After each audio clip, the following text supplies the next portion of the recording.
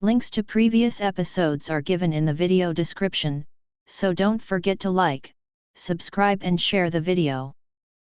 The Lycan's Last Breath. Episode 10.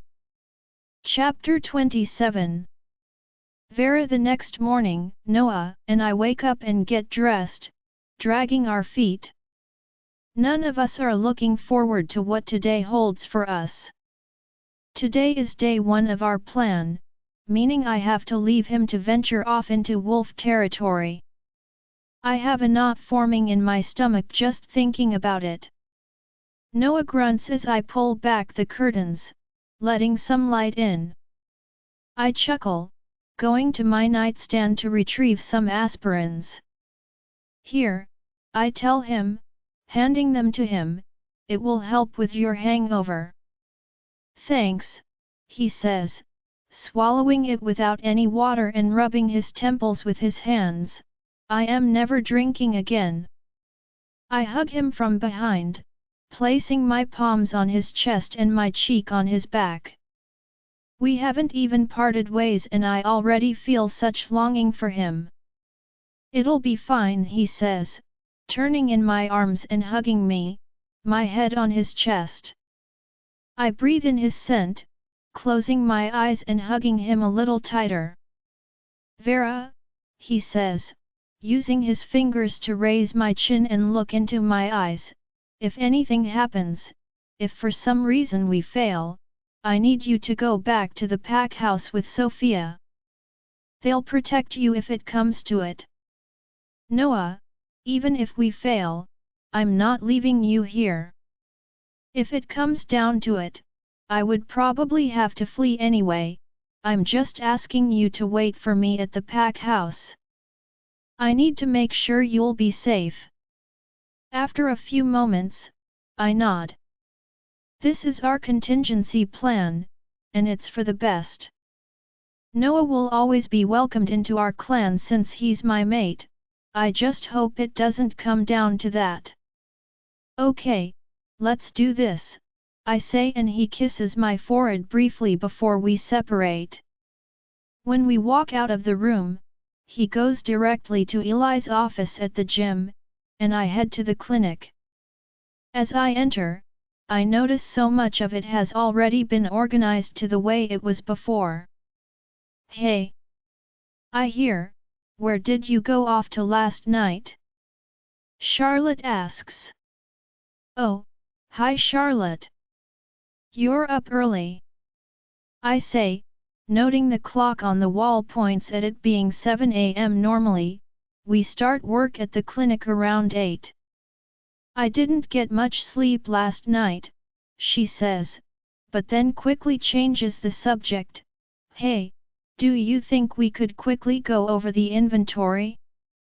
I think those old guys got rid of some of the tools we bought. One groan. I wouldn't be surprised, most of them didn't even know what they were. We had bought tools for the new clinic which I had intended on teaching with. Since many of the practices here are outdated, I wanted to make sure they knew the more efficient, medically proven practices before we opened up the clinic to the public. Okay, let's start from the first item, I say, picking up the inventory I had created earlier this month when the tools came. For the rest of the morning, I keep busy with Charlotte and the rest of the women that help me out at the clinic. We sort out every item on the inventory and indeed, many are missing. We will have to order more. I have so many great ideas for this clinic, the potential is enormous, but I have made up my mind, we cannot do it with the old healers. When I come back, I will have to get rid of every single one of them. Alright ladies, I think I have kept you long enough, I say, noticing the clock indicates it's already 1 p.m. We'll continue after lunch. They all excuse themselves, leaving for the dining hall. Are you coming? Charlotte asks at the door. I'll meet you guys there, I tell her with a smile. She smiles back and leaves. I take a deep breath. Today is all about pretending we are all continuing on with our normal lives so that the council doesn't suspect what we're up to. They almost never pay any attention to me, so I'm not worried about them knowing I have left Lycan territory, but I'm sure they're keeping a close eye on everyone else. I close the door to the clinic as I step outside, making sure there is nobody around to see where I'm going. When I enter the gym, I knock on Eli's door. "Come in," I hear from within. "Doc," Eli nods at me as I step inside. Within the office, I find Ezra, Noah, Caleb, and Eli looking at a map. "Fill me in," I say, approaching them. Noah takes my hand and interlocks our fingers as soon as I'm within reach. "We will have to exit through the back of the castle to go unnoticed. From there, we will round up the northwest corner and enter the woods. Security there is non-existent after midnight. Also, we have chosen warriors that won't raise suspicions, they were due for vacation time anyway. We leave tonight," Ezra says. "What are we expecting travel time-wise?" I ask. "Well, in order to make good time, we will have to enter wolf territory by tomorrow night." "Tomorrow night?" I frown. "Last time we traveled from the pack house to the castle, it took us a few days to get here." I turn to Noah. "You'll have to run as your wolf," he says, grinding his teeth. "It's the only way to make it in time," Caleb says, looking at Noah. Noah doesn't look at him. I can see he's not comfortable with this at all, but I for one, am thrilled. I squeeze his hand gently. "What's the plan for when we get to the pack house?" Caleb asks. "Sophia's family and the Gold Moons have always had a great relationship, we can count on her to arrange a meeting. Their territory neighbors ours, so the trip will likely be short. Once there, we just have to search for Noah's birth certificate," I say, a little flutter of excitement igniting in my stomach at the prospect of seeing Sophia and everyone else. As much as I'll dread being away from Noah, I'm incredibly excited to go back home, even if it's under these circumstances. "Okay. Gentlemen, and Doc, we have ourselves a plan. We will meet at the library to access the tunnels that lead behind the castle at 11:30 to ensure you make good time. I will make sure patrol is thin at this time," Eli says, clapping his hands once. We all nod and leave the office, making sure there is nobody close by to see us. Ezra leaves first. Then Caleb after a few minutes. Then Eli, and finally Noah and myself. My stomach growls. I skipped breakfast because of how nervous I was. "Vera, if you don't feel comfort," I interrupt him. "I'll be fine," I tell him. "It's even better that I'll be on my wolf form, I'm much more aware of my surroundings like that. Besides, once this is all over, it won't really matter if they know what I am." He nods after considering what I just said. "You're right," he says, leading me to the dining hall. At first, when Noah would come eat at the dining hall, everyone would pause, unsure of what to do about the king eating with them, but slowly, people have understood that to him, it's just a title and not much else has changed. Some don't even raise their gaze to look at him anymore. We eat lunch quietly, finding Eva, Ezra, and Charlotte chatting after they're done with their meals. "Are you ready to go?" Charlotte asks, standing up to return to the clinic after we are all done. Before standing up, Noah squeezes my hand, which he's been holding this entire time, below the table. I smile at him reassuringly and he lets go. This silent communication between us has become second nature by now, and it's especially useful now since nobody here but Ezra knows what's about to happen. The rest of the day passes by in a heartbeat. Along with checking the inventory, we have rearranged the tables, beds, and everything else back to where they were before I left. Once we are all done and almost everyone is gone for the day, I sigh, closing up the last box of equipment. "Hey, Charlotte!" I call to her as she's storing another box filled with bandages and such. "Yeah." I turn to look around to make sure we're alone. "I'll be gone for the rest of the week, can you please make sure these old folks don't mess up our work? You can come to Noah or Eli if they give you any trouble, I've already talked to them." "Is everything all right?" she asks, a frown on her face. "Yeah, I just have some things to sort out. It shouldn't take me long." "Okay, I got you covered," she says, winking at me. I place my hand on her shoulder and give it a gentle squeeze. Trusting her to keep everything in order in my absence actually helps relieve some of the anxiety I'm feeling. I exit the clinic with Charlotte, but soon, we each go our own way. I go up directly to the room, not wanting anything for dinner, and she heads out to the garden. When I reach the room and open the door, I'm surprised to see Noah is already here. "Lost your appetite, too?" he asks as soon as he sees me. He's lying in bed, looking up at the ceiling. Without saying a word, I enter the room and shut the door behind me. Then, I proceed throw myself at the bed and land directly on top of Noah, using him as a pillow, completely depleted of energy. "I'm just so tired." He hugs me to him. I don't know if it's the overwhelming anxiety I've been feeling lately or everything that's happened this past week, but I am completely done for the day and, without even answering him, I slowly start to snooze to the sound of his heartbeat. "Vera V, it's time to go," Noah kisses my forehead. I groan. 10 more minutes, I say, twisting in his arms to face away from him. He chuckles. "Come on, we can't be late, and you still have to pack."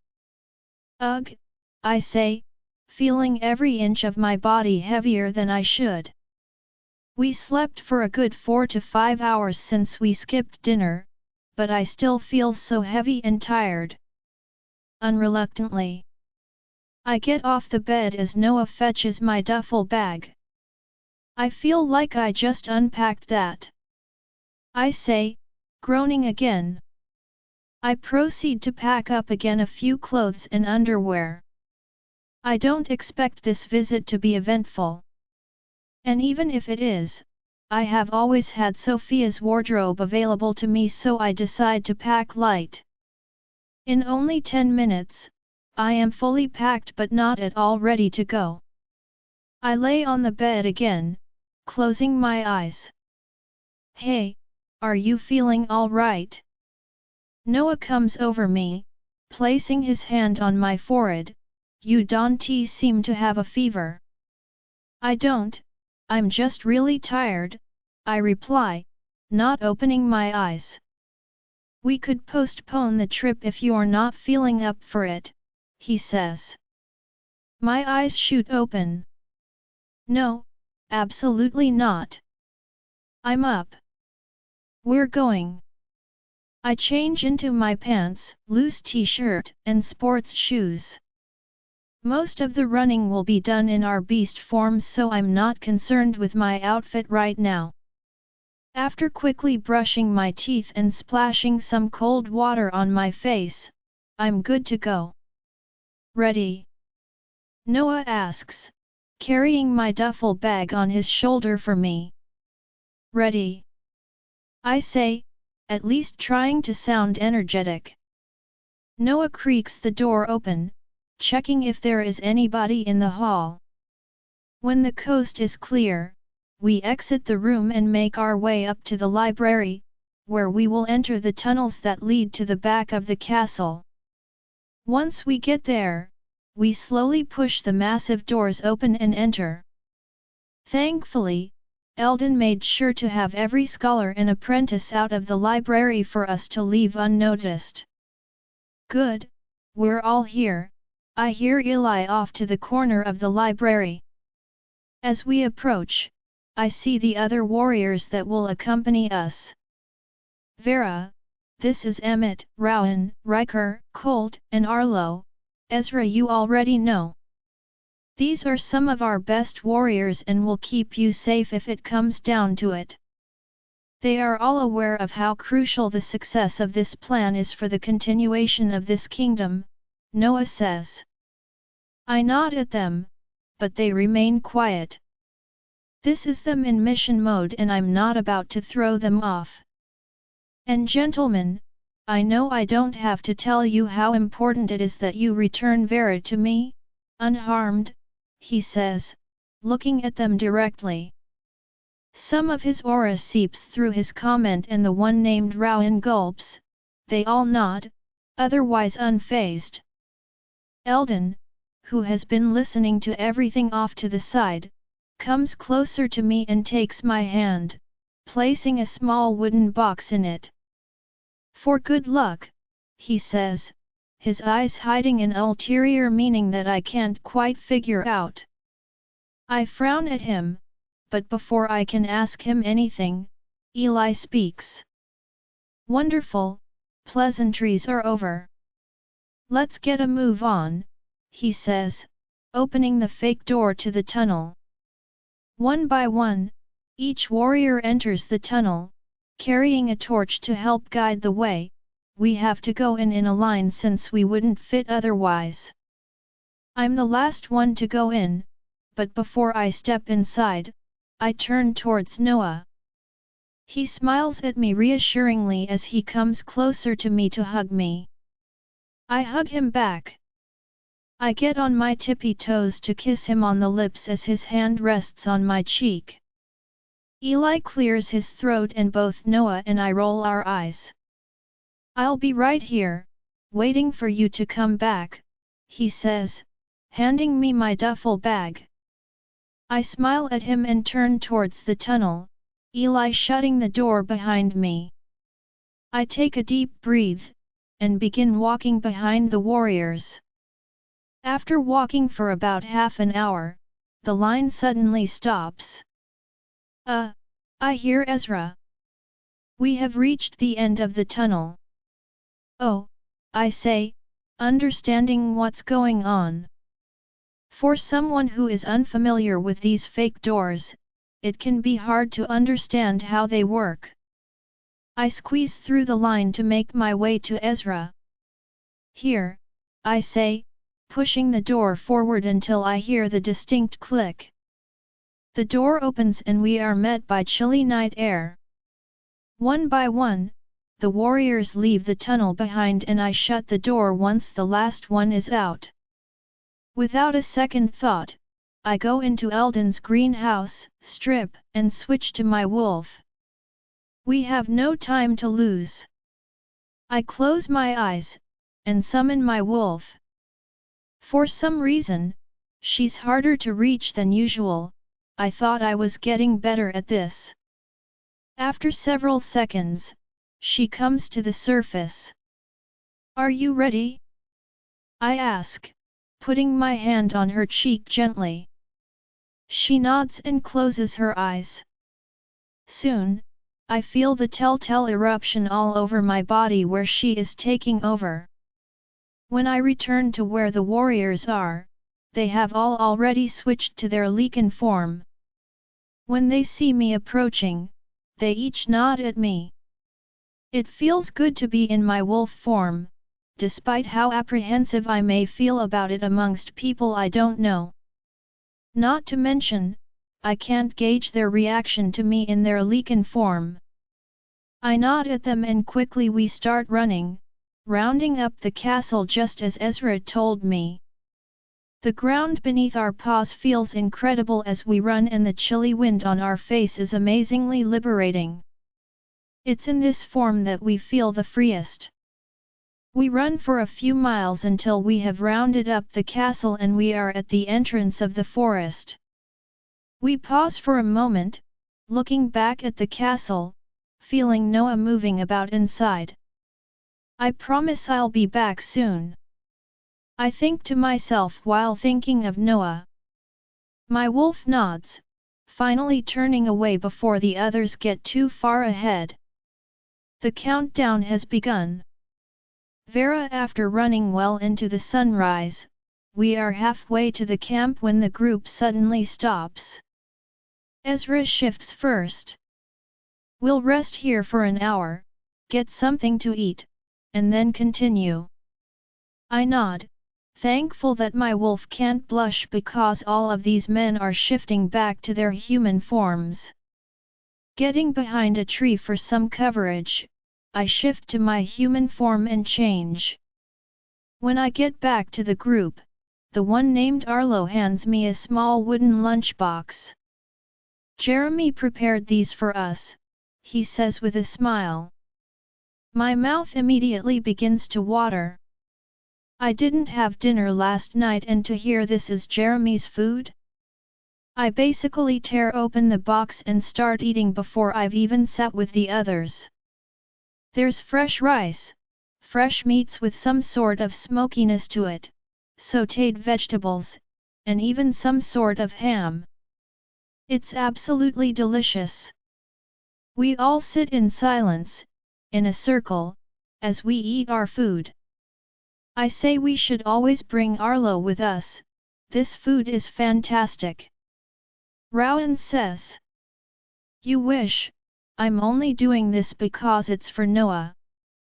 We're not even halfway and I've wanted to puke 3 times during this run, Arlo says, liking his fork. Take one for the team, man. Jeremy would never cook this for us, Rowan says. I'm watching the exchange with a frown, curious. Ezra notices and fills me in. Jeremy seems to have a crush on Arlo, he explains. Seems to have a crush on Arlo? That poor guy nearly shits himself every time Arlo is around. He even changed his shift in the kitchen to fit some training in his schedule, training with Arlo. Riker says. Jealous much? Colt asks Riker. Absolutely. With the way he cooks? I don't care about anything else. Riker says and we all laugh. Leave him be, a tiny crush never hurt anyone. Arlo says, finishing his meal and closing the box. This one might, Ezra whispers, too low for anyone else to hear him. After our small chat is over, the guys lay on the ground and within minutes, they're asleep. I watch dumbfounded how they just fall deeply asleep so easily. Rowan is even snoring. The only 2 left up are Ezra and myself. All right, I say, getting up. I'm gonna go stretch a bit, I tell him. Don't wander far, we've gotten reports of rogues around these areas, he says. I nod. Stretching is just an excuse. What I really want is to leave the group so nobody sees me using my magic. Finding a tree big enough to carry deep roots, I step behind it to cover myself from any wandering eyes. Here we go, I say, taking off my shoes and rubbing my hands together.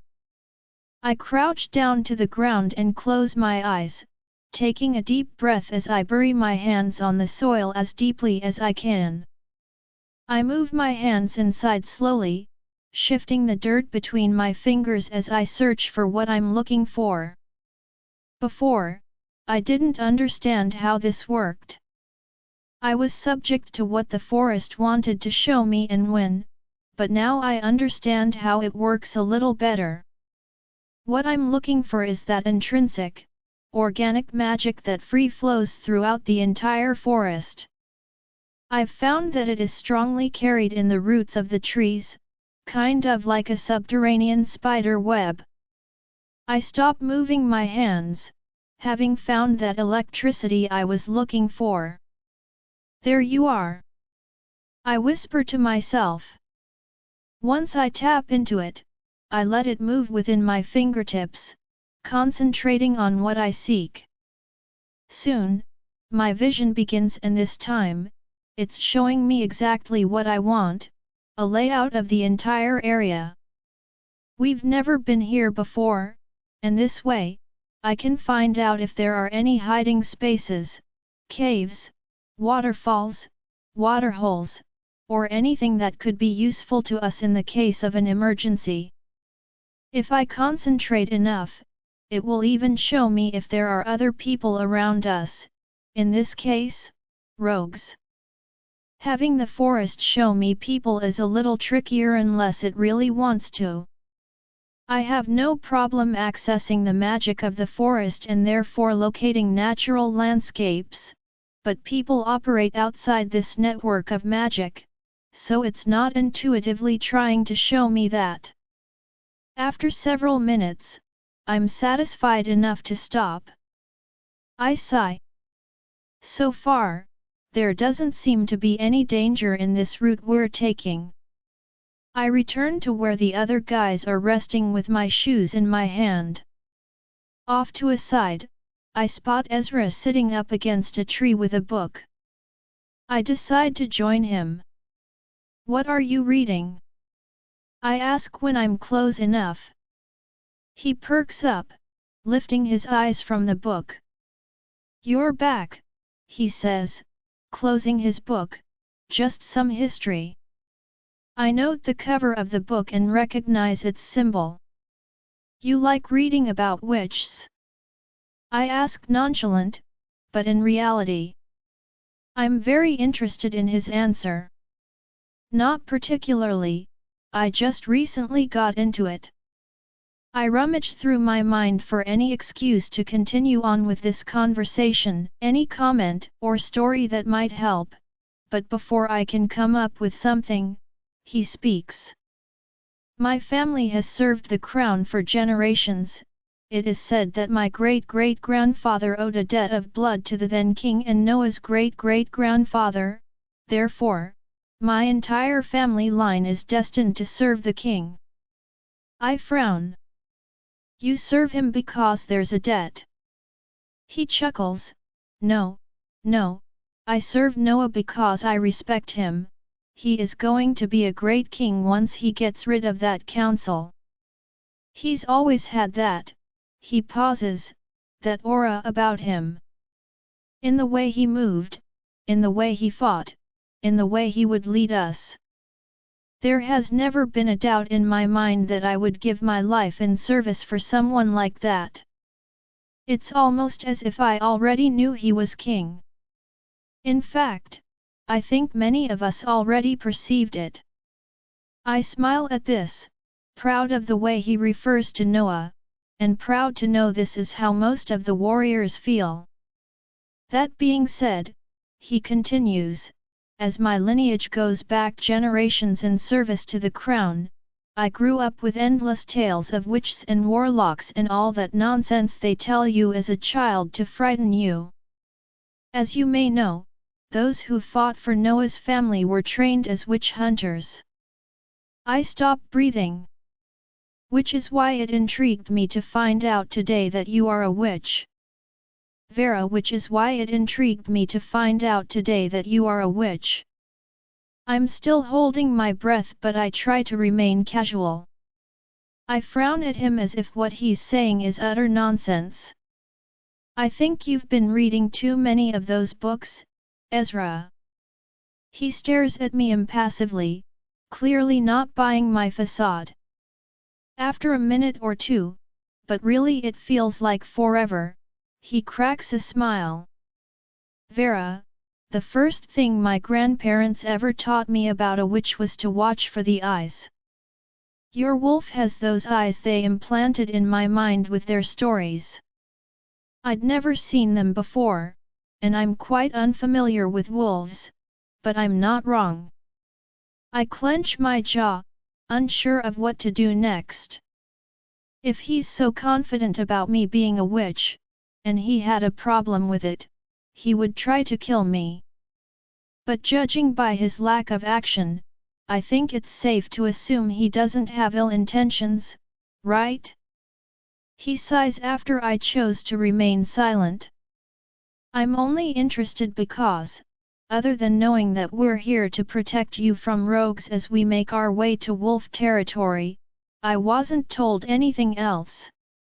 If this has anything to do with witches, warlocks, or magic in general, I feel like as the leader of this team, I should know, otherwise we'll be completely unprepared if something were to happen. Okay, he has a valid point. All you need to know is that I don't expect any trouble as we reach wolf territory. Once we get there, I'll handle everything and you guys can relax at the pack house. Relax at the pack house? We're coming with you to the second location. Absolutely not. Sophia, our alpha, is permissive with you guys because of me. These are special circumstances. Before Noah, Lucas, and Eli made it to us all those months ago, a Lycan would be killed on sight. This other pack I'll be visiting is not this open. They will kill all of you, and maybe us too for bringing you. This was not the plan. He clenches his jaw, obviously distressed by this news. It's okay, I'll be with Sophia and the rest of the party. Us wolves are cordial amongst ourselves, even friendly, unlike Lycans, I explain. After a few moments, he finally nods. And they won't suspect you? He asks. Suspect me of what? Of witchcraft and stuff, he says. Of course not. I don't plan on shifting to my wolf in front of them anyway, it's the only giveaway I have. His eyes widen, showing his amusement. So you are a witch? I frown. Isn't that what you told me? He laughs. I was going off on a suspicion but you just confirmed it. I didn't actually think it was true. This is sick. I narrow my eyes at him. You motherfuck, hey, guys. It's time to go. Arlo comes close to us.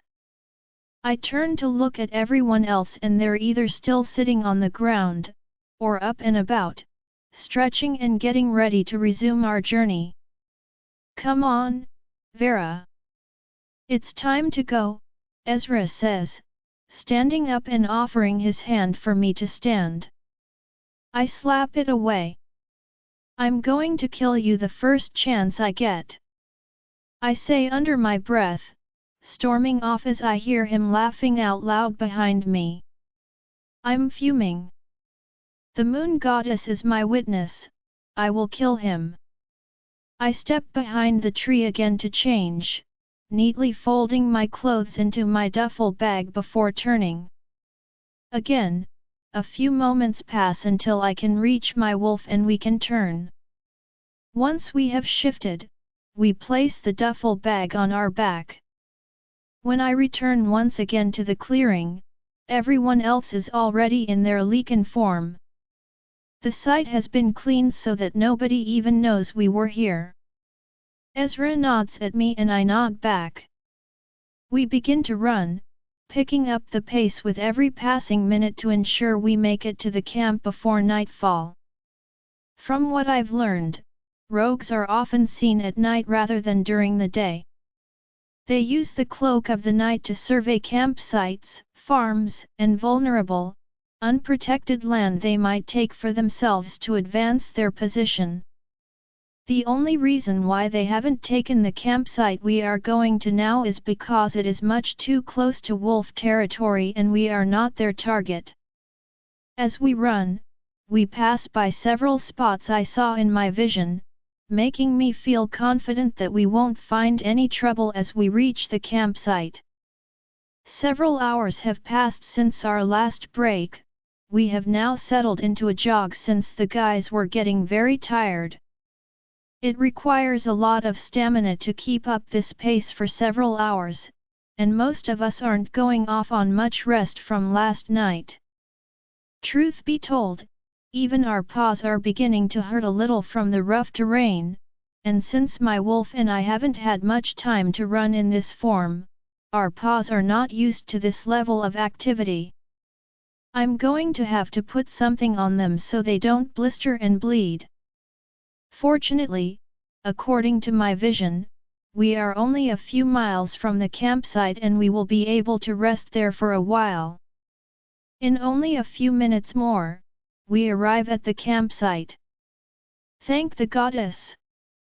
I hear someone behind me. Arlo has turned into his human form and just plopped on the ground right before entering the camp. His chest is violently falling and rising, showing just how worn out he is. For a second, I fear this man is going to have a heart attack right here, right now. All right, gentlemen, find yourselves a bed so you can rest. There will be no more running for today. We will continue on first thing tomorrow morning. Ezra says, Vera, you will stay in Noah's quarters, he told me you know where they are. I nod and walk inside the tent, where the guys have already laid in bed. I do my best to avert my eyes as I make it to Noah's tent, finding everything exactly as it was when we last came here. Before changing, I take a look at our paws. They're not too bad I think, and my wolf nods inside my head. Before turning back to human form, my wolf instinctively starts licking her front paws to provide them with some relief. I'll ice my hands, too, I tell her. I don't know to what extent that'll provide relief to her, but from my experience, any damage done to us in wolf form somehow translates to my human form. When I'm back to my human form, I immediately lay on the bed. I'm so tired, of course, the running took its toll, but I think tapping into the magic of the forest also wore me out. Without a second thought, I close my eyes and almost immediately, I'm asleep. Vera the next morning rolls along and once again, I feel as if I have not rested at all. I stretch on the bed, realizing I didn't even have time to change out of my clothes last night. Quickly, I head into the bathroom to throw some water on my face and change out of my clothes. I choose today's outfit carelessly, as we will be running in our beast forms again. Vera. Someone calls for me outside my tent. Coming. I yell as I finish putting on my shirt, this time without a hoodie or sweater. The further away we get from the castle, the nicer the weather gets.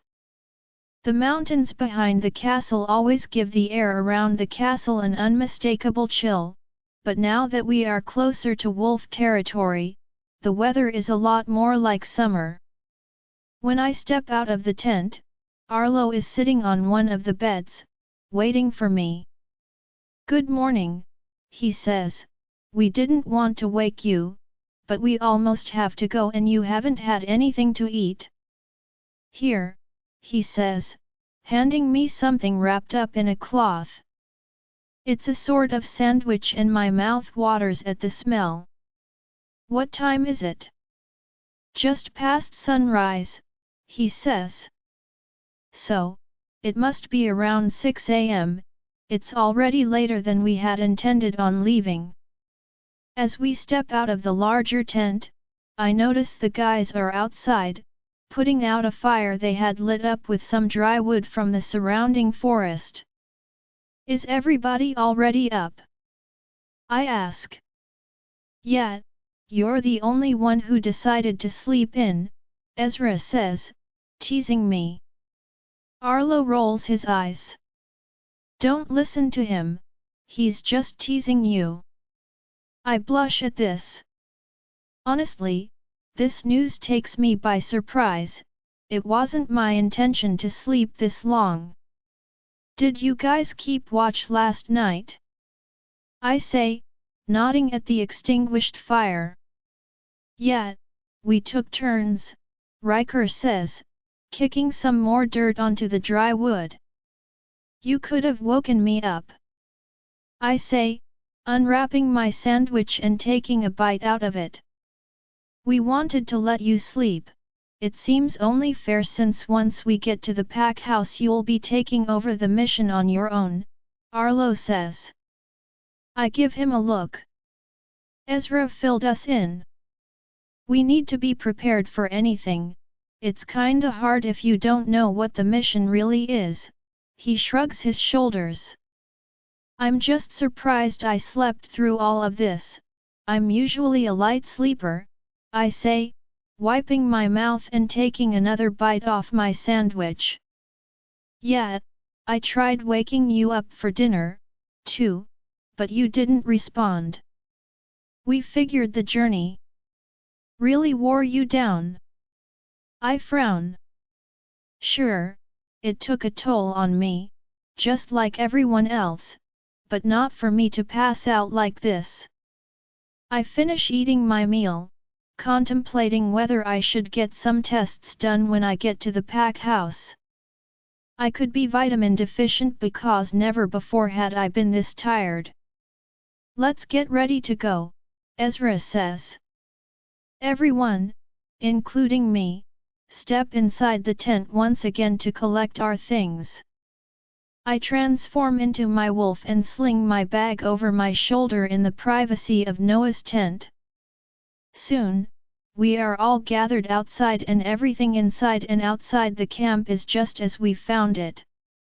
Nobody would even know we were here. We begin running in formation again, with Ezra taking the lead. Riker and Colt flanking him to either side, Emmett and Rowan a few feet away from Riker and Colt, and Arlo at the back with me. The formation is a rectangle with me at the center, just in case anything were to happen. After running only a few minutes, I feel the exact moment when our paws touch wolf territory. I feel the exact moment when I'm back in the forest. I'm elated. The joy I feel as I once again feel the warmth of my home is incredible. I had never experienced this forest in my wolf form, and it's a whole different experience. The trees themselves seem to welcome me home. There is no resistance, no coaxing this forest to show me anything, no need to even use my magic actively. It is the feeling of utter and complete belonging. Immediately, I am shown visions of everything immediately around us and further down. I can even see the pack house even if we are still very far away. Then, another vision. A group of scouts that usually guard the perimeter are patrolling only a few miles away from us, without even thinking.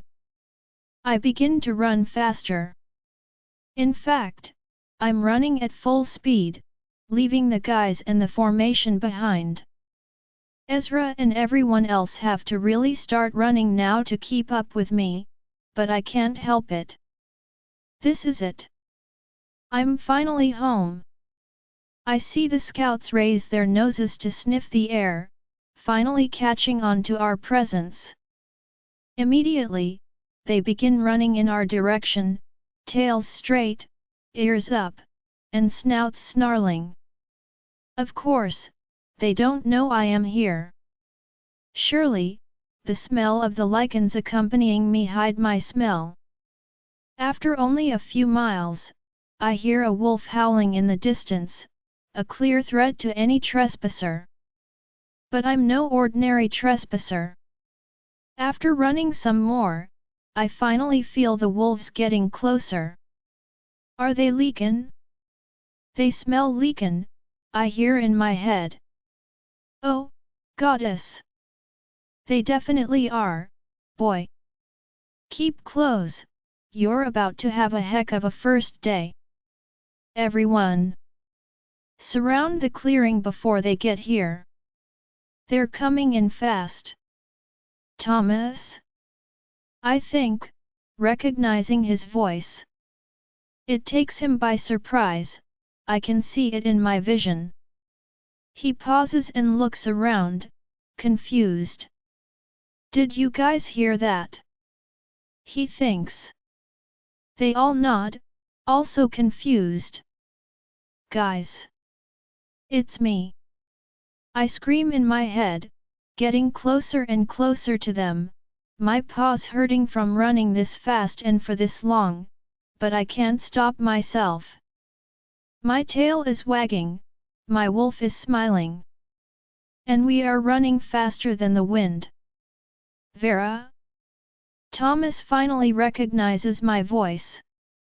Before I can answer him, I am at the clearing where they had stopped to wait for us, charging at them.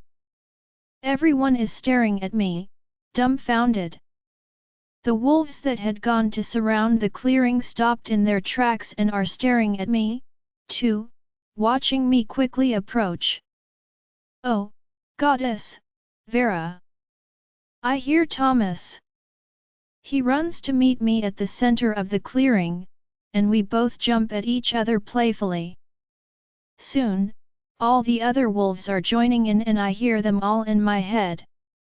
Vera! Is that really you? Whoa! She's a white wolf.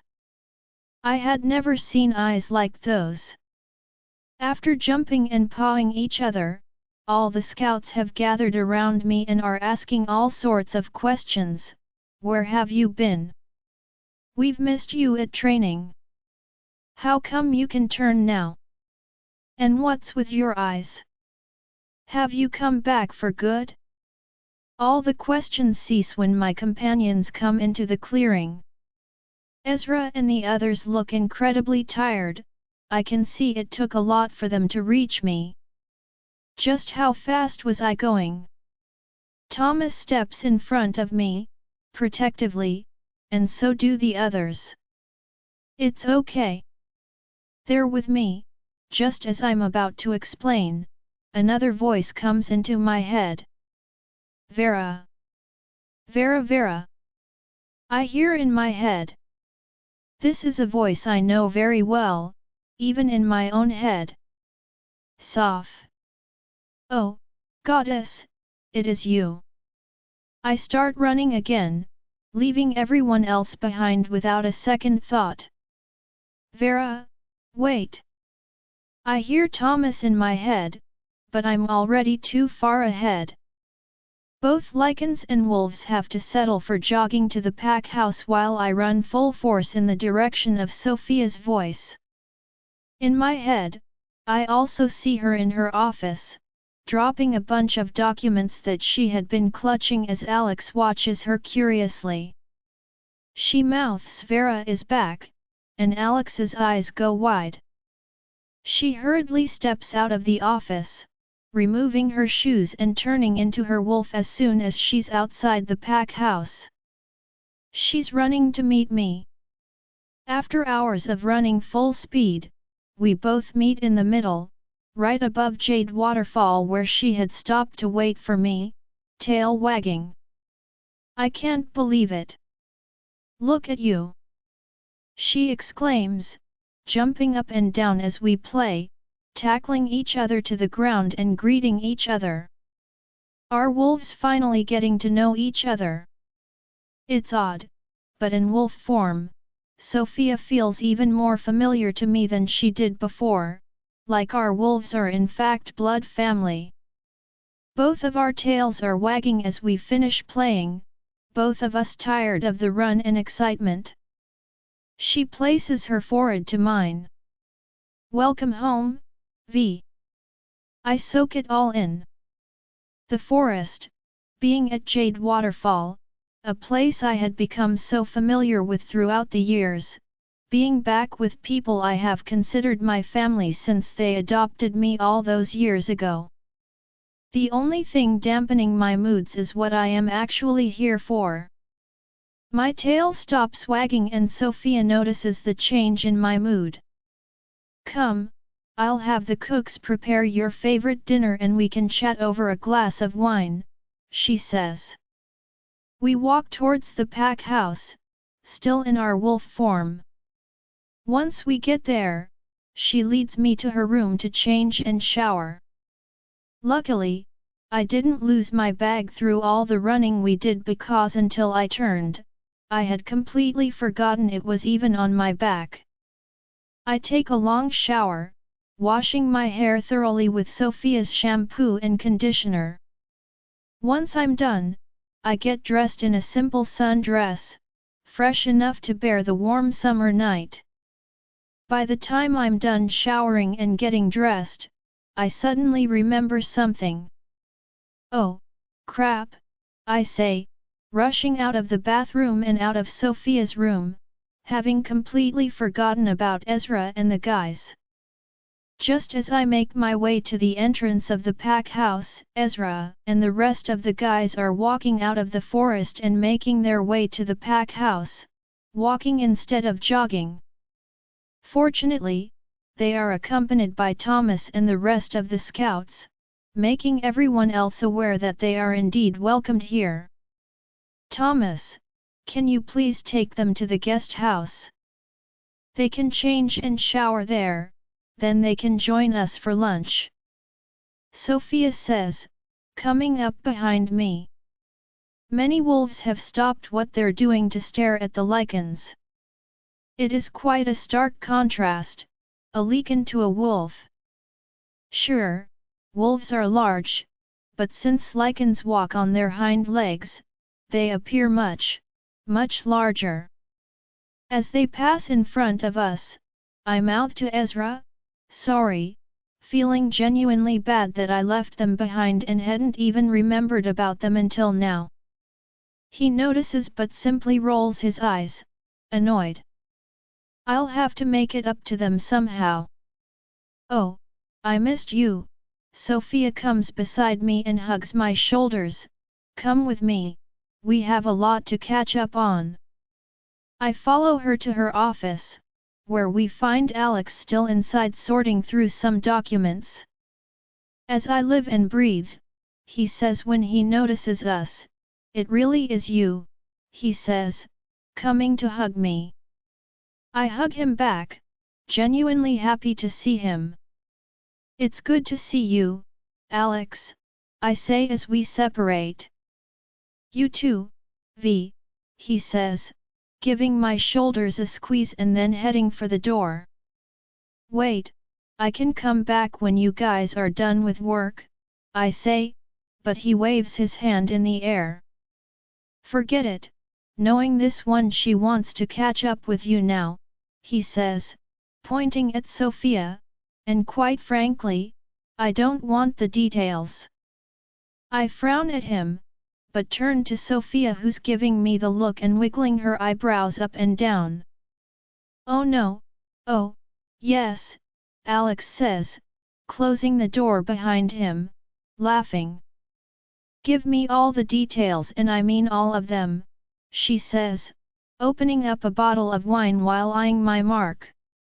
Subconsciously, my hand goes to my neck, attempting to cover my mark, suddenly embarrasses.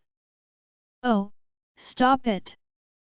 You can't be shy around me, not anymore. Tell me every juicy detail, she says, handing me a glass of wine. Sophia, this isn't really why I came back here, I pause, not really knowing how to begin. Sophia doesn't know anything of what's happened these last few months and I'm struggling to find the words. She frowns. You seem very stressed, she says, using her index finger to guide my wine glass to my lips and tilting it for me to drink. I actually do it, downing half of the glass in one gulp. Liquid courage. Well, Noah is king of the Lycans, that's first, I say. Her eyes widen. Did you say, king? I nod. I also may have killed the previous king, King Alistair. Her eyes widen even more. Yeah, I say. I pause and she stands up to retrieve the wine bottle, understanding we'll need quite a bit of that. She sits beside me again, serving me a healthy glass of wine. Also, I may or may not be a witch, I say, taking a sip of my wine. Her mouth hangs open and I sigh, getting ready to tell her absolutely everything.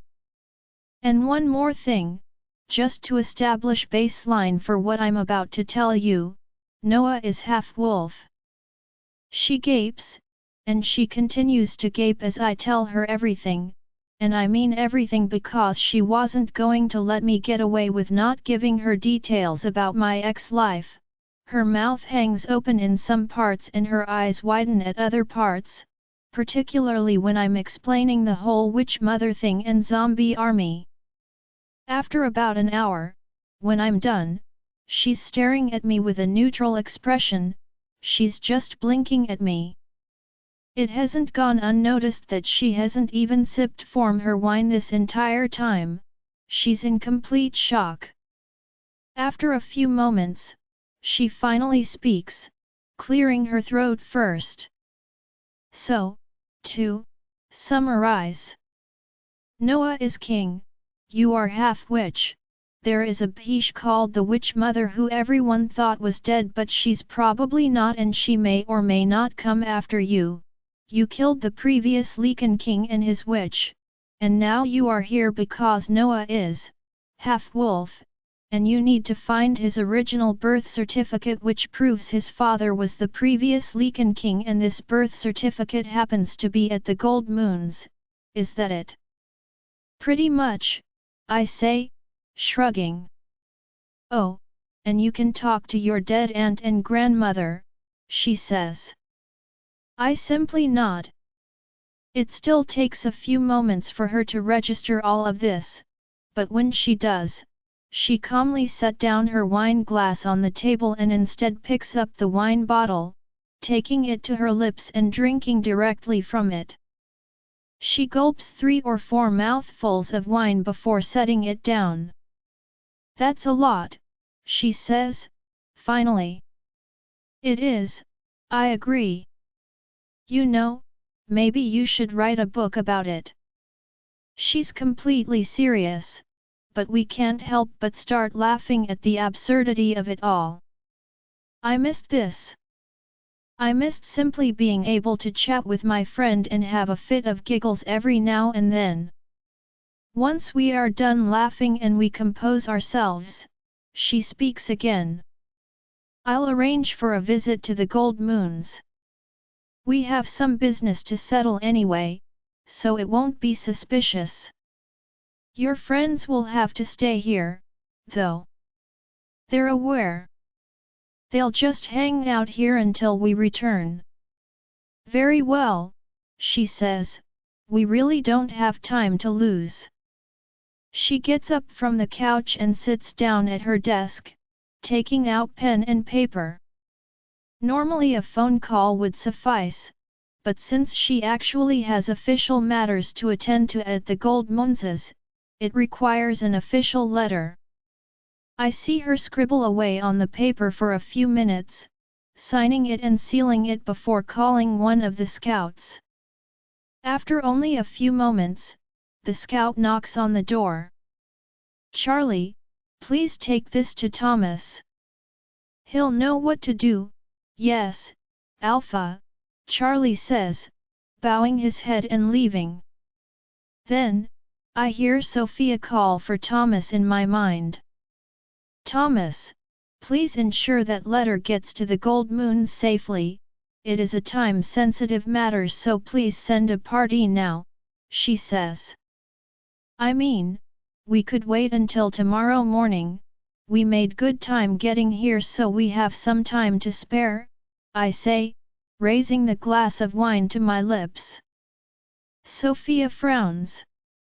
You heard that, she says. Of course, isn't that how this whole mind-linking thing works? She raises an eyebrow. No, it isn't. Before she can explain further, someone knocks at the door. Vera, come in, Sophia says. Alpha, lunch is ready when you are, a cook comes in, bowing her head as she speaks. Great, thank you Nala, she says. The girl retreats, closing the door. Jeremy, tell our friends at the guest house that they can join us for lunch if they wish, I hear Sophia say. So, I'm not supposed to be able to hear that? How come I can hear you mind-link other people? You know, she says, standing from her chair and once again taking a gulp from the wine bottle, I have no idea. But let's focus on one thing at a time, shall we? She motions towards the door. You know how I get when I drink wine and don't eat, she says. Goddess, do I know? Sophia and I used to sneak out into the woods at night after stealing a few wine bottles from the cellar and drinking them. It's then that we found out that Sophia is a mean and sloppy drunk. It's best to avoid that at all cost. Walking down to the cafeteria brings back so many memories, and the smell? Oh, goddess, the smell! Unlike Lycans, wolves eat a lot more fruits and vegetables, so the cooks have gotten creative with their dishes and recipes. Today's dinner is a big assortment of smoked vegetables, fruits, corn pastries and, my favorite, grilled fish. Lifting my nose up in the air, I also smell quite a bit of red meat down the table, something less common for us. The cooks had to improvise for your friends, they still remember how much they like meat, Sophia explains. Once we are all seated, I keep an eye out for Ezra and the guys. Finally, they come in through the doors, eyeing everything curiously. None of them had ever stepped into wolf territory, much less been taught about our customs and traditions.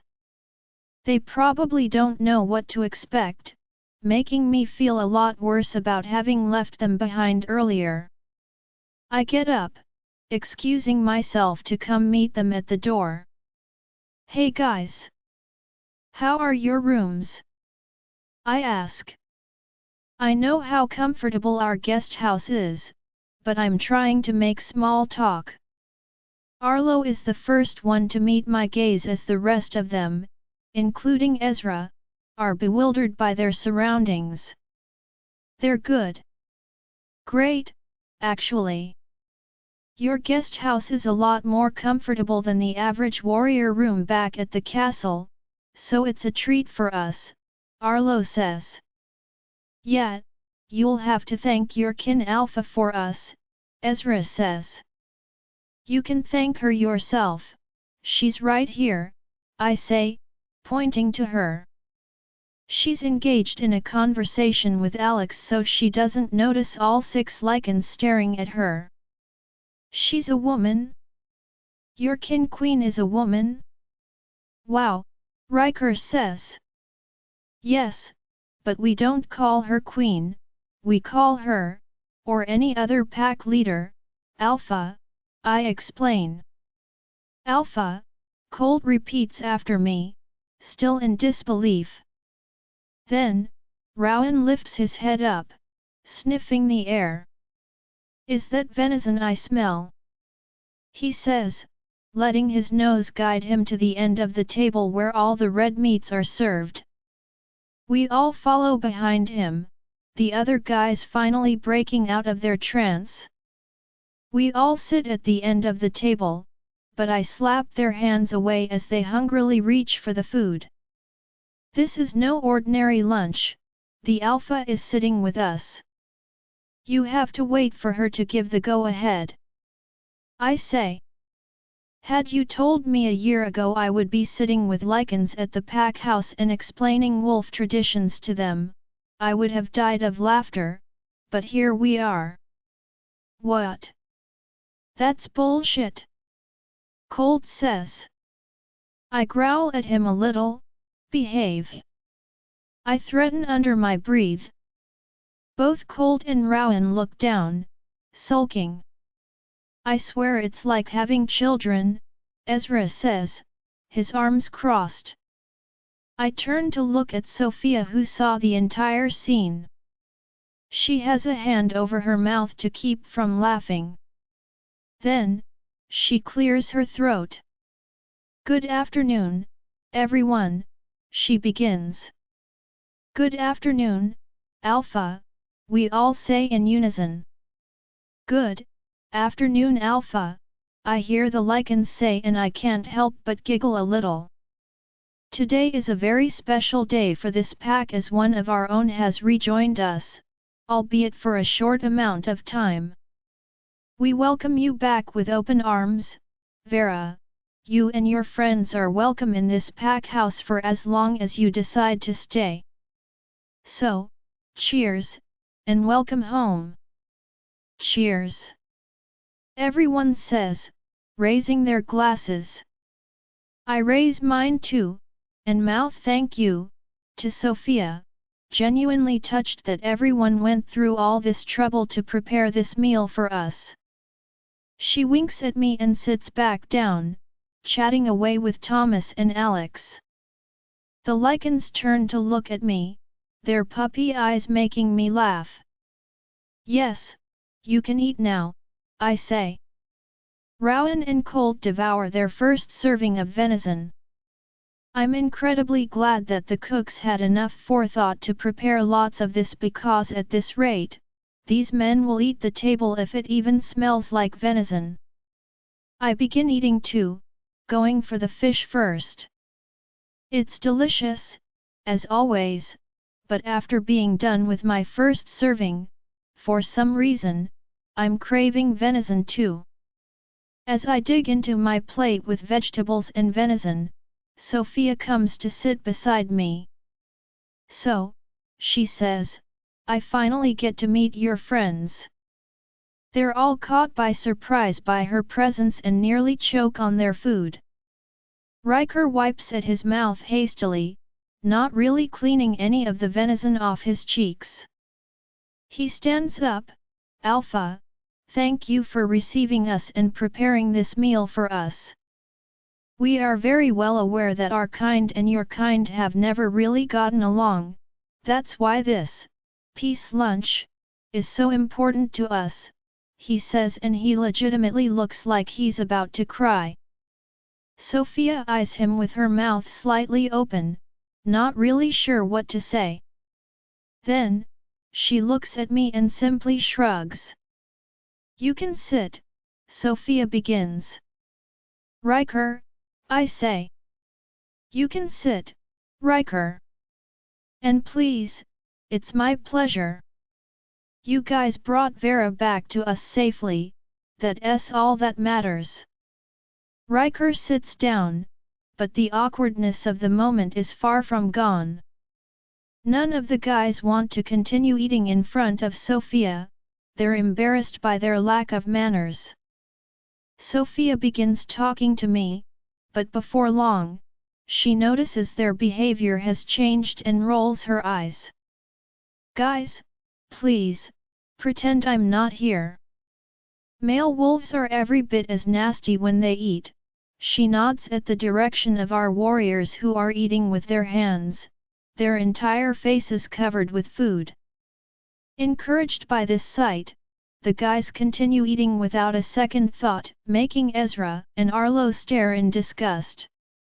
Who would have thought you would be the more civilized of the bunch? Ezra comments, looking at Arlo, who simply shrugs, taking a piece of meat and eating it. I finish eating my plate of food as Sophia fills me in on some juicy gossip. One of my nurses from the clinic got pregnant by one of the doctors and Sophia still hasn't found out who it is. Another one of the nurses apparently had a major crush on Lucas when he was here and had been meaning to ask Sophia if he could come back. But most shocking of all, Dr. Owens has been asked to oversee the establishment of another clinic over at the Gold Moon clan. That's why he wasn't here to receive you, but I sent word to him to let him know you're coming to him. In fact, the clinic we're opening at the Gold Moons is one of the reasons why we have to go, anyway. It's part of a business deal. I nod, about to ask her what the business deal is, but something catches my eye behind Sophia. Her twins are coming over, nearly running actually, towards her. Oh, goddess, I say, noting how big they are. Oh, my babies! Sophia squeals, taking both twins into her arms. Oh, how I've missed you two today, she says, giving both of them endless kisses on their heads and faces. Aside from how cute they are, having inherited their mother's infectious smile and their dad's auburn hair, there's something else that holds my attention. Here, my loves, meet your Aunt Vera. Sophia hands me her son, John. I stare at him, and he stares at me passively. No way. Vera, I stare at John, and he stares at me, for several moments. Sophia begins to get concerned. Vera, is there something wrong? I open my mouth to say something, but close it again. I can't really explain what I'm getting from little John, because I know it just doesn't make sense. Vera. Sophia presses, a concerned frown now forming on her face. Alex has now become aware of our exchange and is making his way to us, also concerned. No, there's nothing wrong, it's just what? Alex asks, sitting beside Sophia, looking at the interaction between John and I. You don't feel it. Feel what? Sophia asks. His aura. And in truth, that is exactly what it is. This little baby already has a monstrous alpha aura, but it makes absolutely no sense. Alphas aren't actually born alphas, their alpha tendencies and aura comes along only when they have found and bonded with their wolf, and there is no way that this tiny human being already has his wolf. Right? Vera, what are you talking about? John is a literal baby, he doesn't have an aura. Sophia, I'm telling you right now, this baby is going to be an alpha, and a powerful one at that. PFF, she says, dismissively, Vera, I think you're a little too tired. This is a baby. I mean, he's an Allen, of course he'll be an alpha, but it's too soon to know that for sure. Sophia takes John back from me and hands me baby Rose. I observe Rose as she sits on my lap.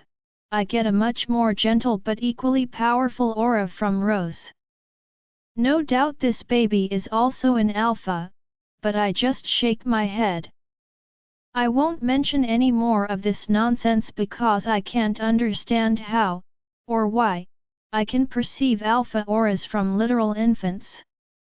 Hi, baby Rose, I smile at her and she smiles at me, reaching her tiny hands up to my face. I bounce her on my lap as Sophia and I continue talking. After about an hour of chit-chat and several friends coming to me and welcoming me back personally, baby Rose and baby John are ready for a well-deserved nap. Help me take Rose up, Sophia says. I'll be back, I tell the guys, cradling baby Rose in my arms as I stand.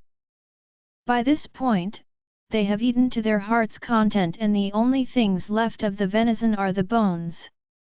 Rowan and Colt have even leaned back, unable to hide their full bellies.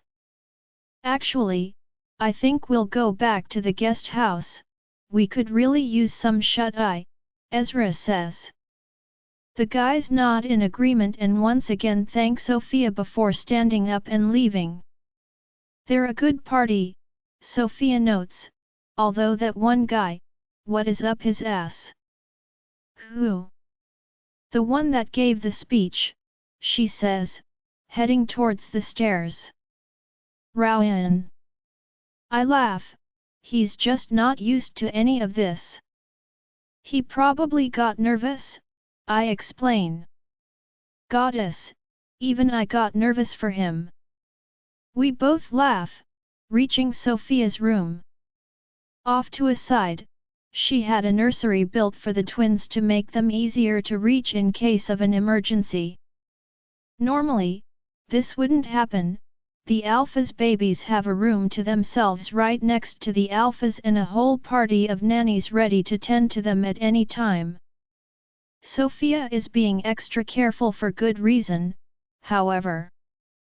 Sophia and her line are the last of the Allens that we know about, making John and Rose the sole heirs to their bloodline. I put Rose in her crib, and Sophia does the same thing with John. Both are breathing peacefully as they continue to sleep. They're so big. I muse, caressing Rose's cheek with a fingertip. They are. Sophia says, a gentle smile on her face, and they're getting bigger with each passing day. When we move to the couches on the other side of her room, I suddenly remember another thing I had to discuss with her. There's one more thing I wanted to ask you, I say, sitting down. She sits down, waiting for me to continue. I told you how Noah is half-wolf, and how he carries Gold Moon blood through his mother, I begin, but lately he's had what I can only describe as an uncontrollable Alpha aura. Sophia regards me with a frown, deeply considering my words. Amid her silence, I continue, it's like nothing I have ever experienced before, Soph. You know I barely even react to alpha auras, even yours, but with him? I freeze. And I know he won't hurt me, he never has, but his aura is threatening, to put it mildly, and he's not even aware when he uses it, which makes it even stranger. I see, she simply says, a frown still framing her face. After a few minutes of contemplation, she offers some insight. It's not out of the realm of possibility that his wolf side is an alpha considering his lineage, and this murderous aura you mention is very like the Gold Moon's. But, the fact that he isn't consciously using it? I've never heard of that. Normally, we use it with purpose, it doesn't just flow. She pauses, considering her words carefully, and I'm just guessing here, but it seems to me that Noah is right to get rid of this council. Alphas are not meant to have councils, Vera. Alphas are meant to lead. Not to be subservient, not to obey rules or in council. It doesn't work that way. We don't work that way. Alphas develop a deep feeling of connection to our people, one that nobody else has, so why would it make sense that someone else comes in to tell me how to lead my people? She says, pausing again. Again, this only a guess, but perhaps, the alpha wolf within him is resenting not being able to freely lead his people. I stare at her. A Lycan wolf hybrid is unheard of, so going off on the information for the individual species, what she's saying is completely plausible. But this still doesn't explain my second concern, then why can't B feel it when he's using it? He's not even aware of the effect it has on the people around him. Sophia shrugs. Maybe he does feel it, he was just never taught how to use it like most of us are. You have to be very in tune with your wolf to use it and feel it, which is why we are trained young. From what you're describing, it may be possible that his alpha aura had been dormant all this time. She pauses. Maybe, if Noah is up for it, he could come up here and train with me. An unchecked alpha aura can be quite dangerous. I smile at her, appreciating her offer. Maybe once this is all over, we can come stay here for a few weeks while Sophia trains him. Thank you, Soph. Hopefully once this whole council thing is over we can deal with this, I say. She smiles at me but then her eyes glaze over. Alpha, the Gold Moons have accepted your request for a visit, I hear Thomas's voice in my head, but he's talking to Sophia, they will be expecting you tomorrow. Wonderful news, Thomas. Thank you. She looks at me, her eyes turning back to normal. Were you able to catch that? She asks, tilting her head to a side. Yes, I answer. Interesting, she simply says, it's still early, but I suggest you get some rest like the rest of your party. I had your bag moved to your room. I'll come get you later for dinner. I thank her once again, hugging her and leaving for my room. I'm actually really tired, no doubt from running at full speed all the way through wolf territory to the pack house. My wolf must have been really excited to come back home because not once did she protest about the physical task I was demanding of her. Reaching my room, I turn the doorknob and enter, noticing that everything is exactly as I had left it. I smile. Sophia made sure not to assign this room to anyone else all this time. My bag has been placed at the foot of my bed so I drop myself on the bed and get comfortable. As much as I like sleeping with Noah and how much I've become used to his bed, I missed my own bed. I take several deep breaths, willing myself to sleep. Soon after, I am lulled by the gentle tick-tock of the clock on my nightstand, reminding me of the task at hand. I fall asleep, well aware that day 2 of our journey is over and our deadline is looming over our heads. Verahum, I grunt, waking up unexpectedly. I rub my eyes and turn to the clock on my nightstand. It's 2 a.m. Once again, I missed dinner. Putting a pillow over my head, I try to fall back to sleep, but after a couple minutes, it's clear I won't be able to. Stepping out of my room, I tiptoe down the stairs. The pack house is entirely deserted at this hour since everybody is asleep. I'm careful not to make any noise. Without turning any lights, I go down to the kitchen to grab a kettle to make myself some tea. I know this kitchen like the back of my hand, so in no time, I have the kettle on the flame, heating up the water. I turn around, going towards the cupboard to grab a mug. Without warning, however, I get a sudden vision. It isn't clear, and I have to squint my eyes a little to adjust to the light of the vision. Where am I? I blink several times, the vision still foggy, until I suddenly see a shape moving about. It's a woman, a very beautiful woman at that. She's carrying something in one hand as she makes her way up a set of stone stairs. I take a look around me. I don't seem to be in Lycan territory, nonetheless this place seems quite familiar. I follow the woman up the winding stairs. Now being closer to her, even if I can only see her back, I can tell she's a very elegant woman, of high birth. Her long, thick brown hair sways as she moves like a gentle wave. Soon, we reach the top of the stairs which has led us to some sort of run-down rooftop. The brightness of the night sky illuminates the entire space and I notice that the entire stone wall has been taken up by wild vegetation. It makes it seems more like an open courtyard. From the plants alone, I know we're in wolf territory. The woman moves to sit on a concrete bench in the middle of the courtyard, one that is barely noticeable since the vegetation has started taking over it as well.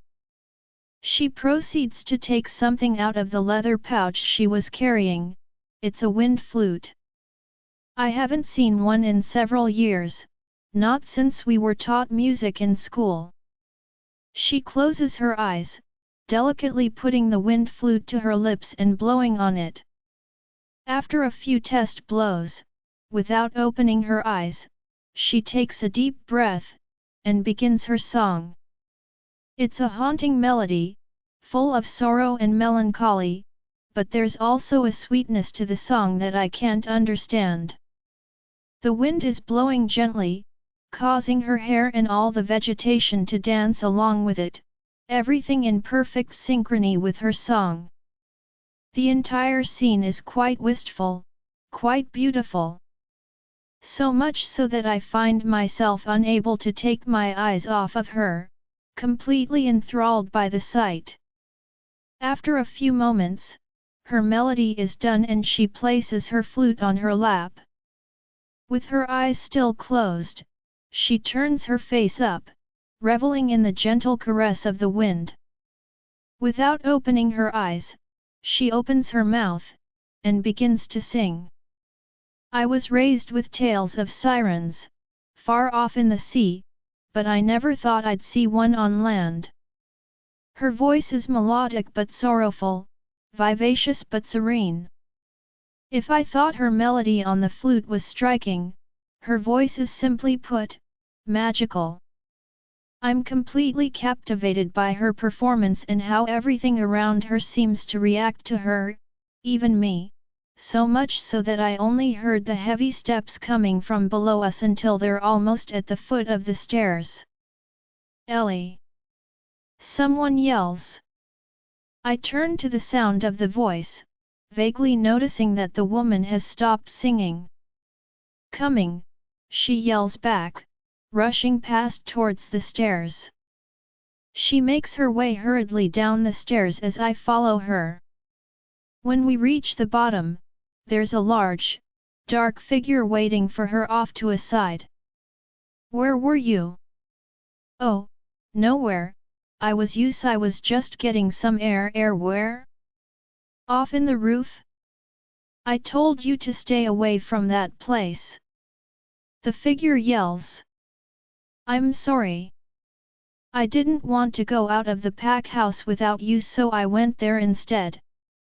You shouldn't be going anywhere without me, not even that rooftop. What do you think, that you can escape me so easily? He screams at her. Coming forward with large, heavy steps, he stands right in front of the woman, lifting her arm forcefully. And this? What's this? He rips the little leather pouch from her hand and opens it, tossing it to the floor as he retrieves the flute. This shit again. How many times do I have to tell you? He grabs the woman by the hair with one hand, tossing the flute to the floor with the other, breaking it into pieces that scatter at the woman's feet. I'm going to teach you what that useless family of yours never could, respect. No, please. She pleads. He drags the woman by her hair through several corridors. The man is so much taller than her that she has to run in her tiptoes to keep up and make his grip on her hair less painful. No, no please. I promise, I'll be good. I promise. I can tell by the thickness of her voice that she's holding back tears. I run after them, screaming at the man in my head. I have to remind myself that this is just a vision, something that has already passed, and there's nothing I can do to help her, but still, I have to at least try. Soon, we reach a door and he slams her against it, opening it by the sheer force with which he throws her at it. She lands on the floor, chest down, as the man stomps inside, reaching for her hair again as she weakly tries to lift herself with her arms. He closes the door behind them. I run closer to the door, desperately banging on it.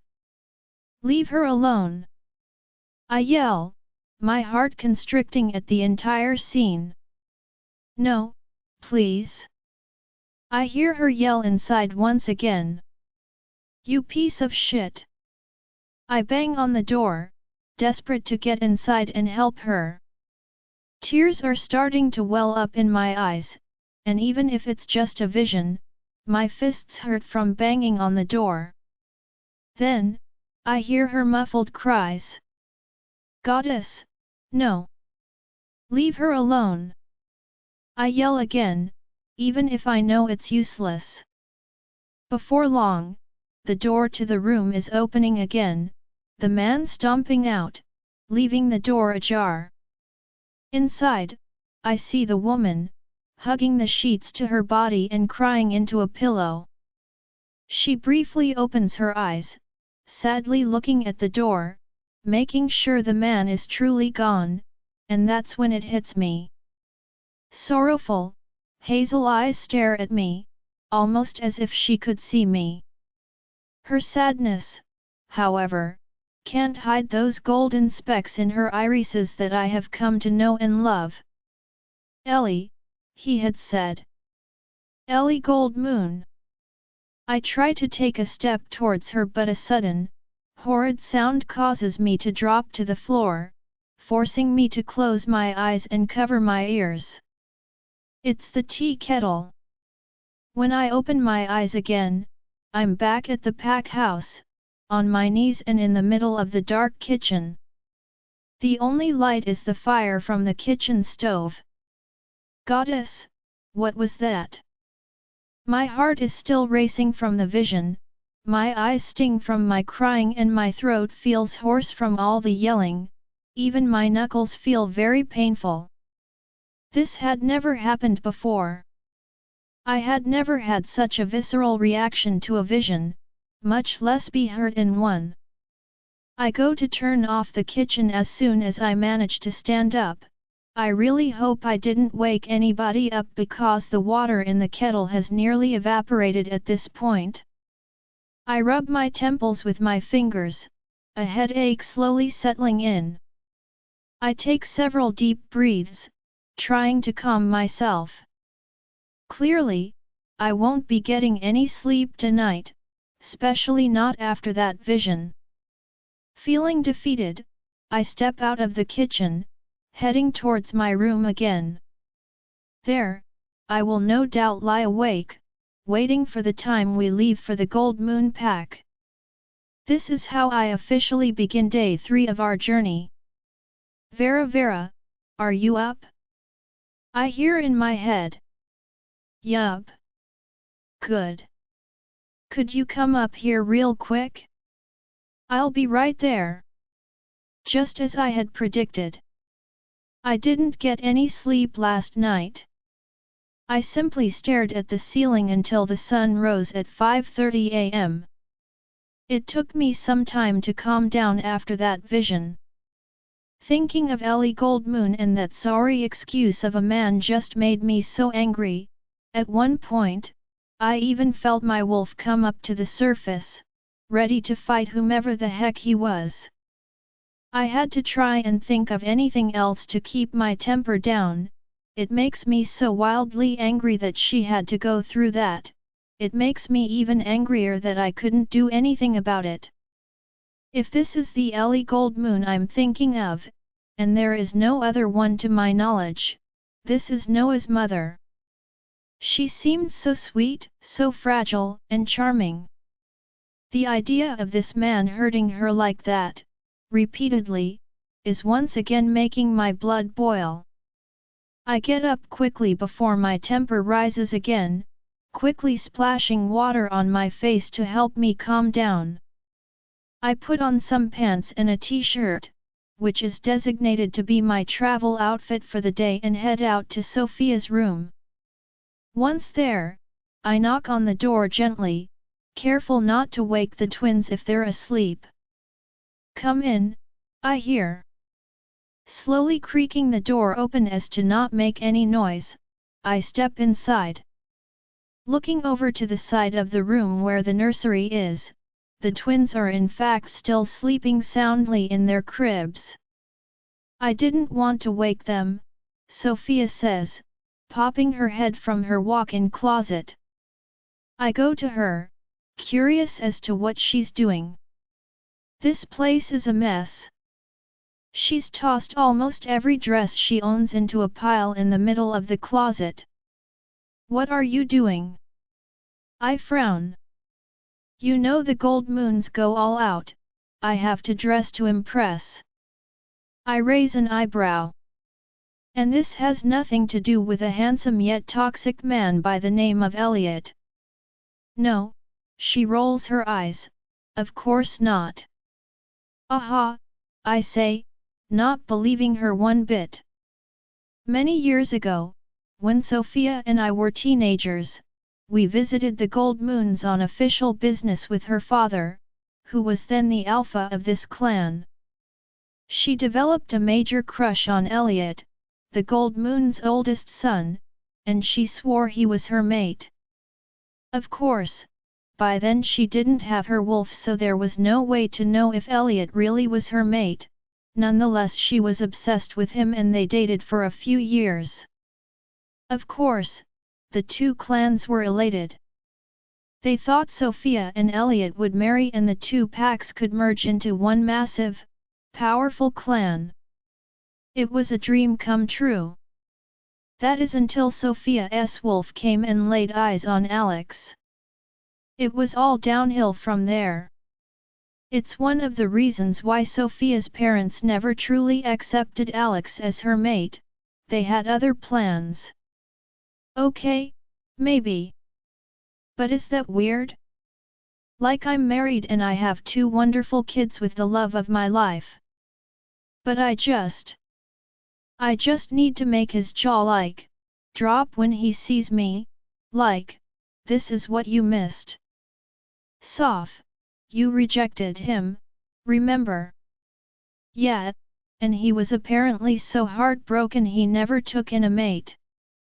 You're kidding, I'm sure not, she says, trying on dresses in front of her tall mirror. What about this one? That's the dress you wore to your alpha ceremony. It's a little much, I say. Ugh, you're right. She tosses the dress to a side, bending down and digging through the pile of dresses in the middle of the room in case she missed one. In the rack of dresses, one catches my eye. I pull out a beautiful, satin black dress with thin straps and a V-neck. Simple, elegant, and incredibly flattering. Try this one on, I say. She turns to me, contemplating the dress. You know what?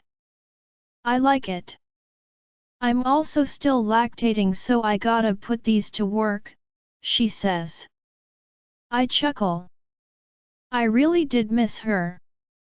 Did you know I never even actually rejected him? My dad had to call his dad to tell him that their little plan was off because I had found a mate. To this day, I can't forgive myself for being so rude. The man at least deserved a phone call. I'm sure he understood. Soph. Especially considering that you found your mate. He had not chance. Yeah, but still. Despite the fact that I found Alex later on, I still feel like the connection I had with Elliot was real, at the time. Then, of course, nothing trumps what a mate makes you feel. I smile, suddenly feeling sad as my mind wanders to Noah. After that vision I had last night, I feel the overwhelming need to be close to him. Caught up in my own thoughts, I hadn't noticed Sophia coming closer to me, her gaze on my neck. I was going to offer to cut your hair before we go, it's grown rather long, but maybe we can do it after we return, she says. I frown at her. She takes me in front of a mirror and places my hair back, revealing Noah's mark on my neck. She also bears her mark in front of the mirror. A wolf's mark and a Lycan's mark are quite different. I wouldn't want curious eyes noting just how different yours is and why. The gold moons hate Lycans with passion. I nod and she lets go of my hair. Because it's longer than I would normally wear it, it covers a great portion of my mark, which goes down into part of my shoulder and back. Oh, also, you're coming to that dinner with me, I packed a dress for you, she says, taking the black dress to her bed where she's packing her bags. We're only going to be there for a few days at most, is all of this necessary? I ask, sitting on the bed beside her bags. Obviously, she says, then she pauses. I know I don't have to tell you this, but you have to be very careful, V. I nod, understanding why she's saying that. If my connection to Lycans were to be discovered, it would be a huge problem. Not only for me, but for Sophia and the entire pack as well. I'll finish packing, I say, standing up. I'll see you in a bit for breakfast. Sure. She smiles at me and continues packing as I exit her room. I make my way back my room, but really there isn't anything for me to pack. Instead, I take a quick shower, noting that the clock reads 6 a.m. When I'm done, I settle for organizing my duffel bag again, just to make sure I'm not missing anything. When I lift it off the floor where it had been placed yesterday, I hear a small clack as something hits the wooden floor. It's the small wooden box Eldon gave me before leaving the castle. I pick it up, hearing something clonking around inside. When I open it, I frown, baffled by the object. How odd! Why would Eldon give me this? Vera after breakfast, a party of 10 including Sophia, Thomas, and Jeremy are outside the pack house, getting ready to leave for the Gold Moon pack house. Thankfully, the journey is rather short, half a day's worth in our wolf forms. Are you ready? Sophia asks me and I nod. There's a feeling of apprehension blooming in my stomach, especially after my vision earlier today. For some reason, it felt like a sort of warning. Not only is this mission one of the most crucial elements for our plan back at the castle, but it's also putting Sophia and my entire pack in danger.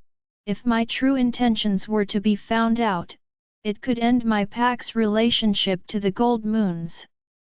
Let's go then, Sophia says, kissing both John and Rose on their foreheads as they comfortably sit on Alex's arms. Give me a call when you guys get there, Alex says, pecking Sophia on the lips after she's done saying goodbye to the twins. I will, she says, returning the kiss. With that, Sophia and I turn into our wolves in the privacy of the pack house, while the warriors turn outside. Let's get going. Sophia mind links us all when we join the rest of the group outside the pack house. She's carrying both of her bags on her back, as I'm carrying my bag on mine. Alpha, yes, Thomas? I forgot to mention, the Lycans insisted I give them a job while they're here. I have them training with our warriors in the meantime, but I don't know what the best use for their skills is. Sophia turns her head to me, not saying a word. You can use them for patrolling the border. Ezra and Colt are expert trackers, too, if that helps. Trackers? We could use them, then, Thomas says. Great, let's go, Sophia says, and we all take off in the direction of the Gold Moon pack house. Instead of running full speed, we settle for a jog for now. We all run in silence, and I once again revel at the feeling of the forest and nature around me. My wolf has been happy since coming back and having the freedom to run through the woods, but somehow, I feel like she's also feeling my uneasiness. I can feel her being extra cautious. Before long, we are making steady progress as we exit our pack's territory. Since our pack, the Dark Moon Pack, sits at the border of our territory, the next pack house, the Gold Moons, is relatively close. Given that the Gold Moons and the Allens have always been friendly with each other, the proximity of the territories has never been a problem, but rather, a strategic advantage in the case of conflict with other clans. If it came to it, the Gold Moons could seek refuge at Dark Moon without a problem, and vice versa. My wolf and I are so deep in thought that we don't realize when Sophia slows down to jog next to us. Are you okay? She asks.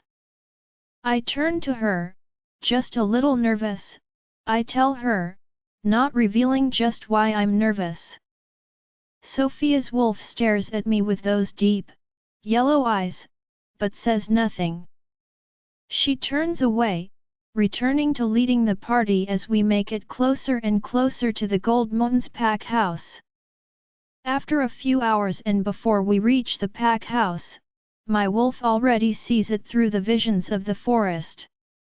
We're still several miles away, but already we can see wolves coming to us from all directions. We have incoming 5 wolves from the west, 7 from the north.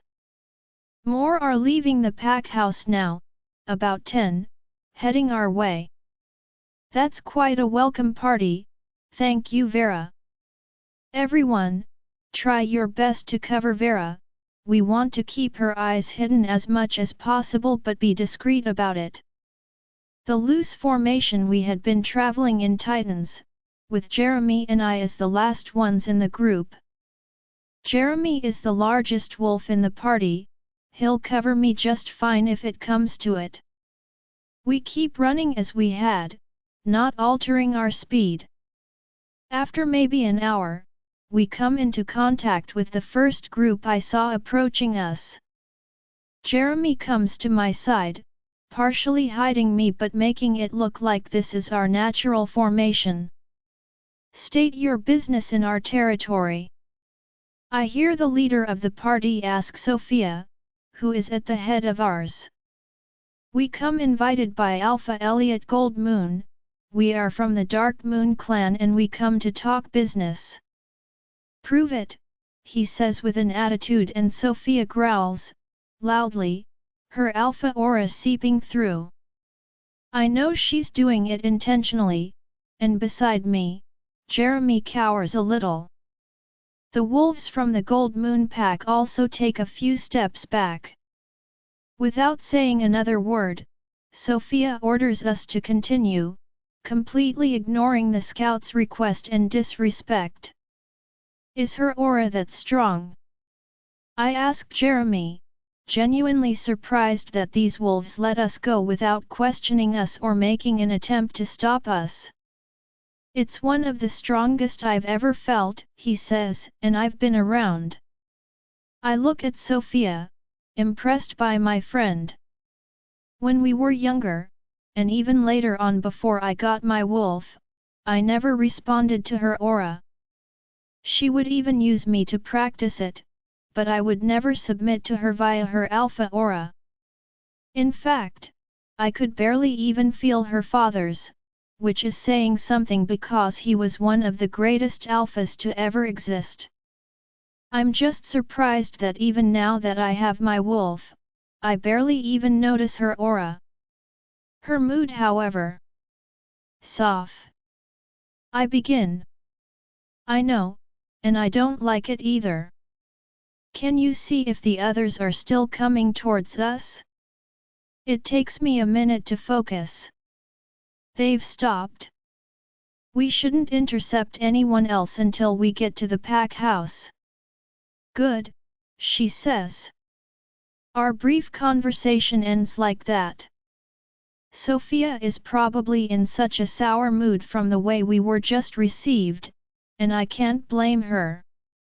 We are guests here, we were invited by the Alpha himself, there is no reason why that encounter should have ever happened, unless there's something we don't know, and that's why Sophia is in a bad mood. We continue running in the direction of the pack house, but now there's been a shift in the mood of our entire group as the warriors are very sensitive to their alpha. The truth is, if we were truly welcome here, that scouting party would have been a reception party, guiding the guests to their destination rather than questioning the purpose of our visit. They should all already be aware that we were coming. After a few more hours, we finally reach the pack house. There is minimal security at the pack house considering this clan lies between two peaceful clans, and doesn't share a border with Lycans. Once we reach the main entry, a man greets us. Alpha Sophia, I presume. Sophia nods. Excellent. My name is Seth, I am Alpha Elliot's Beta. Please follow me, I'll escort you to your rooms. Still in our wolf forms, we follow Beta Seth to the eastern part of the pack house, normally reserved for guests. Your warriors can stay here, he says, gesturing to a room with bunk beds and a single shower. Honestly, it's better than I expected. Your Beta, whom I assume is with you, will take the room next to yours. Please follow me, he says, continuing on further into the corridor. I stay behind, not following Sophia or Thomas into their rooms since this is where I'll be sleeping. When I go in, all of the warriors have already shifted to their human form and are putting on clothes. I turn my head down slightly, avoiding seeing anything I wouldn't want to see, not that they'd care. I go into the bathroom, quickly shifting and putting on clothes.